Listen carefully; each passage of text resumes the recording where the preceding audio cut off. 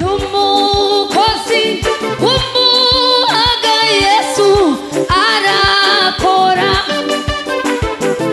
ibyo ushaka bimewe nawe Yesu arakora n'umukozi w'umuhanga Yesu arakora ibyo ushaka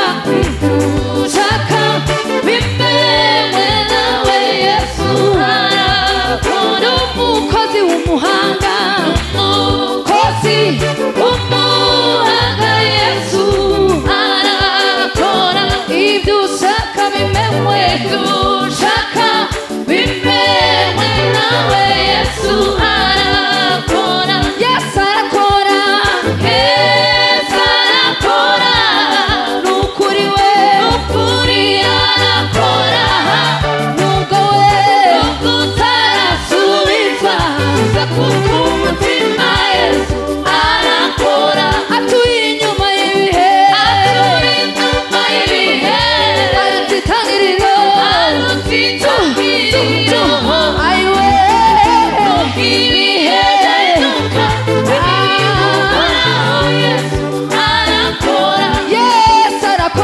Yesu arakora n'ukuri we arakora nubwo utarasubizwa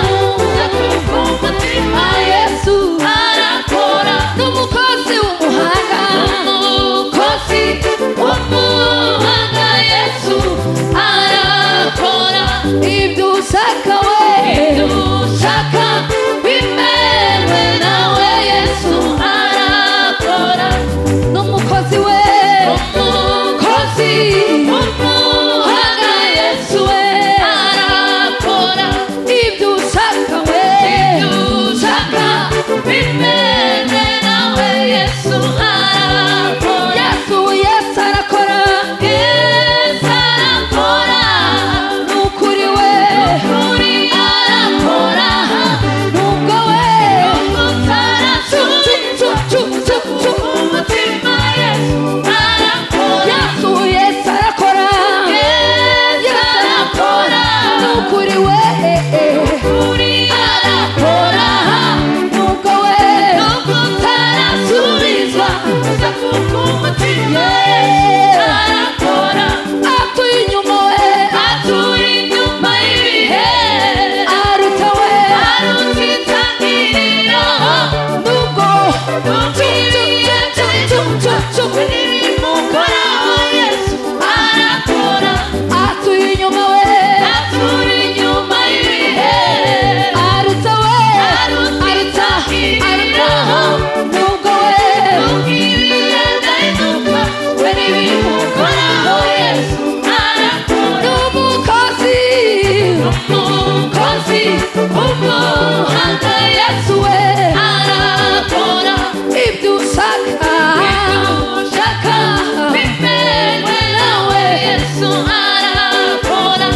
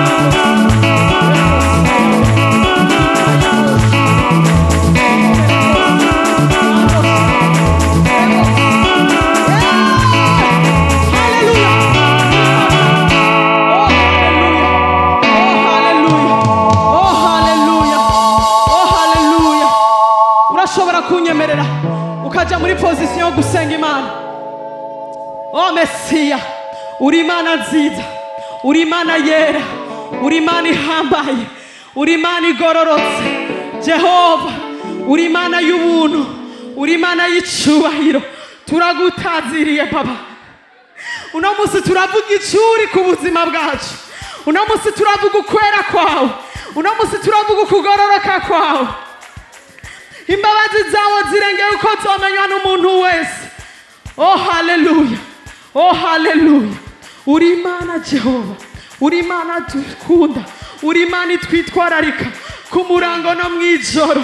Mu gihe cyangirane warahabaye, mu gihe byari bikomeye wari uhari, mu gihe byari bitunanije wabaye Imana.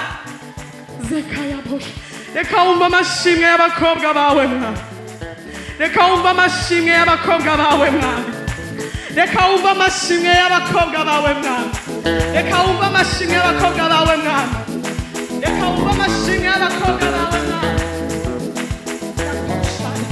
Turacavuga ineza yawe Mwami. Ha!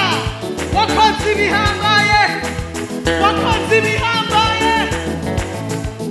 Umwana w'umuntu atari gushobora, waduhaye ingabire atawari kuziduha Mwami.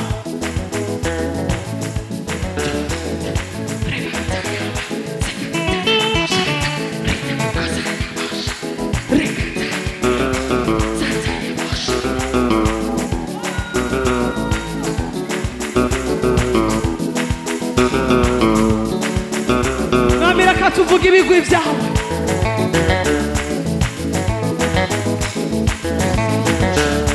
Reka tuvuge ibyiza twakubonanye. Nyemerera usenge, bwira Imana ca kindi cawe muri uno mwanya. Niba ubishoboye ufukamira Imana, ubishoboye uyifukamire.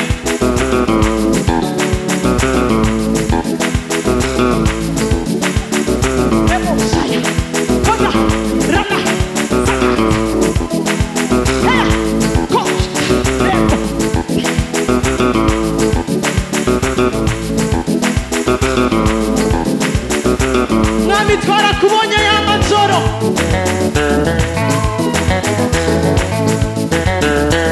cya gihe batubwira ngo nta byiringiro, cya gihe batubwira ngo ibi nawe wabishobora, aho waraserutse.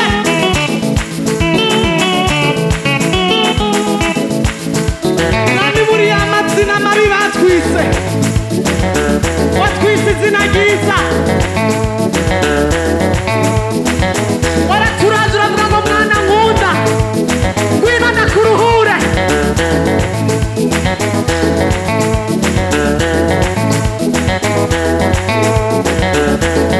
Mwami, nzi ko hari igihe ntosubira kuronka cyo kuguhimbaza, ngira ndabikore kubw'icubahiro cyawe.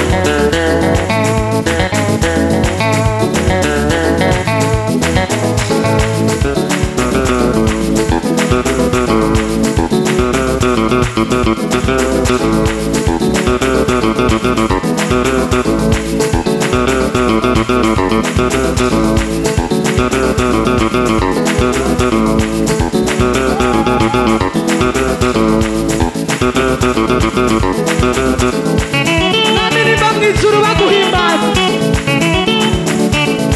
urawuzi izina ryanjye ryandikwa mu baguhimbaza.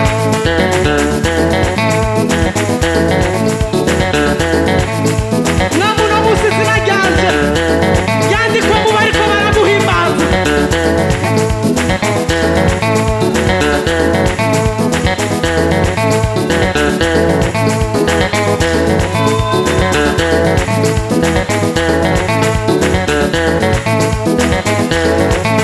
Nubona ntabwo yakunanirwa Mwami, uyu munsi uzawunyibutse.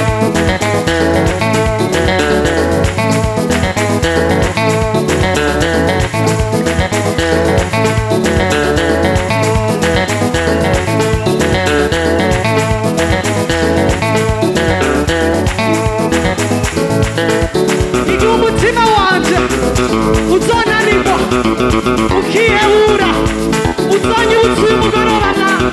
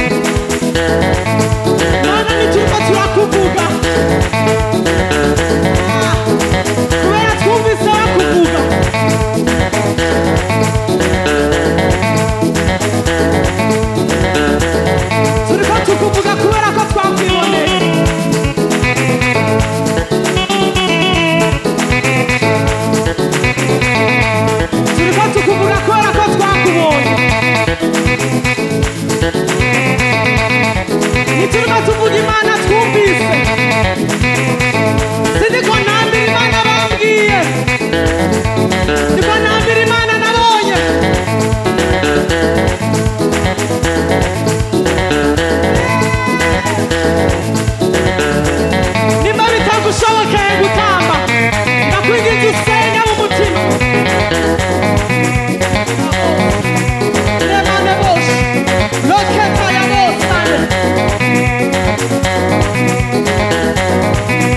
Mwama bawasubije ubuzima bari kubitanda bariko baravyara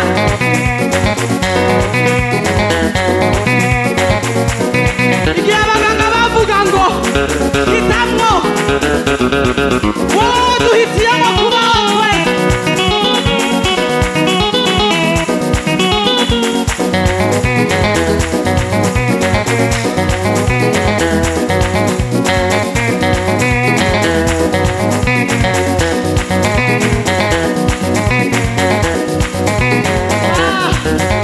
mwami muri twebwe hari abagwaje abana abaganga bakababwira ngo ntibishoboka ariko waraserutse birashoboka waraserutse barakira nitwe tugarutse kugushima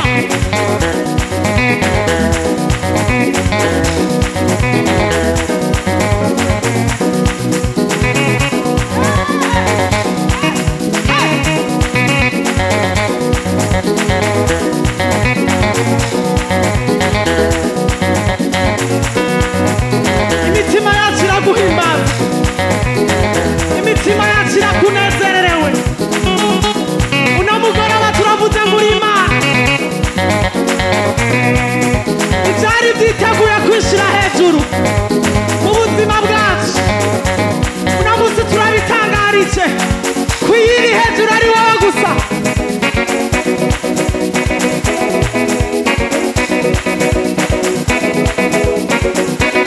abana bacu bariho ikimenyetso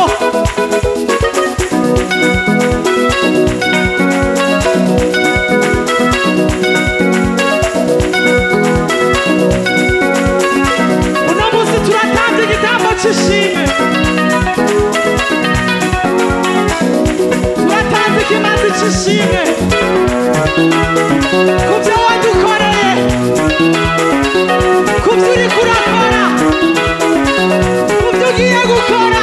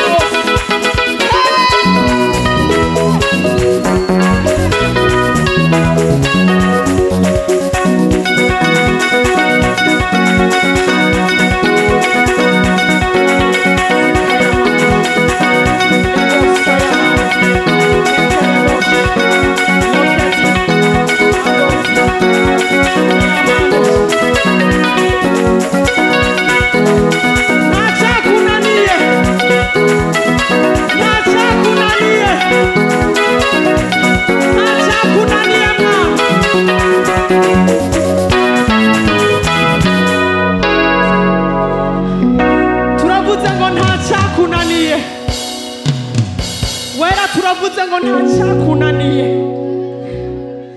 erega mana hano hariko hakubyinira baba mama bamwe bari barabwiye ngo ibyawe birarangiye bamwe bari ku bitanda byo kubyara bakababwira ngo hagati y'uyu n'umwana muhitemo umwe ariko aho niho waserutse ntiwaduhitiramo mwana uratugarukana twese nimba turiko turashima nuko tukiriho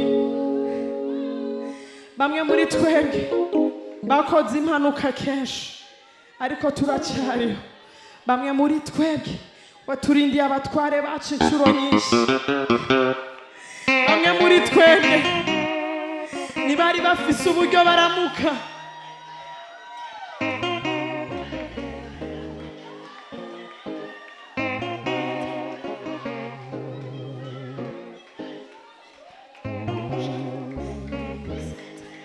bibwira ngo mbega uno munsi rirarenga mbega uno munsi ndagaburirika abana banje aho niho imiryango yawe yugurutse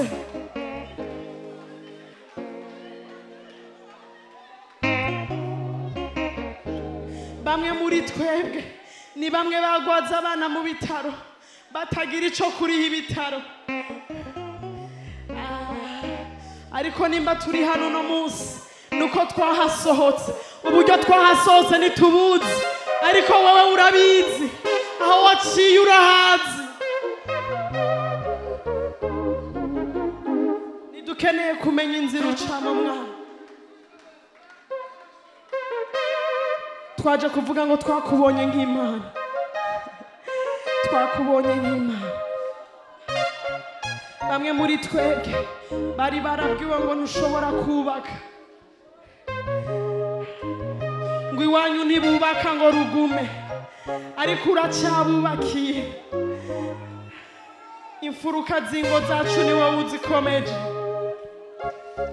Bamwe muri twebwe ntibari bazi ko bazobona uruvyaro, ariko uno munsi wabahindura izina wo bise ba mama. Nitwari tuzi mwami, nitwari tuzi mwami, nitwari tuzi uburyo udukunda mukunzi, ariko warabitwerekesheje ibikorwa. Bamwe muri twebwe wabarindiye abana babo mu mahanga, aho bari kure yabo ukuboko kwawe kwarabazigamye. Bamwe muri twebwe wabarindiye mu bice n'ibindi bigoye. Bamwe muri twebwe bakoze amasanganya ateye ubwoba, ariko baracyahagaze ku bw'icubahiro cyawe. Erega Mana nta wundi dufise tubishimira, erega Mana nta wundi dushaka gukurira ubwatsi ni wewe. Uno mugoroba reka tugushime yuko uri Imana yacu. Erega mwami kibirengeye waduhaye kukumenya, nta mafaranga udusabye. Erega muri twebwe ari abatari gushobora kuronka ikiguzi, ariko ubuntu bwawe bwaratubonye. Bamwe muri twebwe batubwira ko tudakunditse, ariko wewe urukundo rwawe rwaratuzanye. Ineza yawe niyo waturobesheje, imbabazi zawe zaradutwikiriye.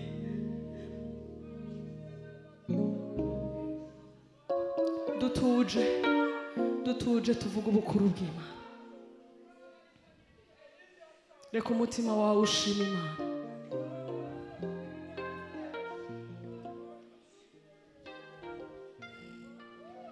Mugacerere imitima yacu ishima Imana.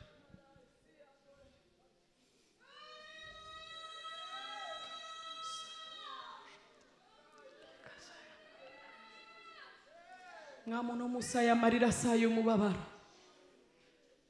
Uyu mugoroba yamarira tuko turarira saa y'umubabaro. Akenshi turira amarira y'umubabaro, ariko uno munsi tukuzaniye amarira y'umunezero, amarira yo kugushima. Uno munsi ntituje kuvuga ngo kubera iki Imana ibi, kubera iki Imana ibi wabiretse, ariko uno munsi tuje kuvuga ngo muri vya bindi twavuga ngo kubera iki twabonye mu kuboko kwawe, turasubiye kugukunda Mwana.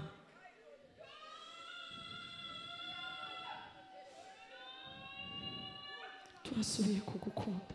Erega Mwami ndibutse ko bamwe muri twebwe bababwiye ngo ntibashobora kuhakorera sezariyene zibiri munsi y'umwaka, ariko Mwami hari abo wavyemereye biraba kandi baracari. Inshuro nyinshi twabonye ukuboko kwawe. Reka wumva aya mashini. Amajambo yacu yabaye makene, ariko imitima yacu iriko irasuka umunezero imbere yawe. Amajambo yacu yabaye make, amajambo yacu arabaye make. Twari tuzi ko dufise byinshi byo kukubwira, ariko dusanze wakoze byinshi birengeye ibyo twovuga. Imitima yacu ije imbere yawe, tuvuga ngo warakoze, warakoze, warakoze. Benshi muri twebwe abana imicanwa yaraduze igera kuri 40 bari muhira, biba mwijoro badashobora gushika kwa muganga. Hari abo twatanze imiti bikanka gukora, ariko igihe twafukama imbere y'ibitanda byacu tukakwita ngo vyizigiro bidakoze isoni, tukakubwira ngo Mana waduhaye kubavyara ubaturerere, tukakubwira ngo Mana udukundire buce. Erega Mana bwarakeye wa musi, tuributse ko bwakeye. Abana bacu tuzobarerera imbere yawe kuko twasanze atahandi amahoro ari. Uno musi dutanze igitambo c'ishimwe Mwami, kibera inzira uruvyaro rwacu, kibera uburinzi abatware bacu, kizigama abana bacu mu mpande zose barimo, kizigama abavutse n'abazovuka. Mwami Imana nzima, reka kino gitambo c'ishimwe uzokitwibukire Mwami ibihe vyose. Nubona tugiye kunanirwa Mwami, udufata amaboko muremye.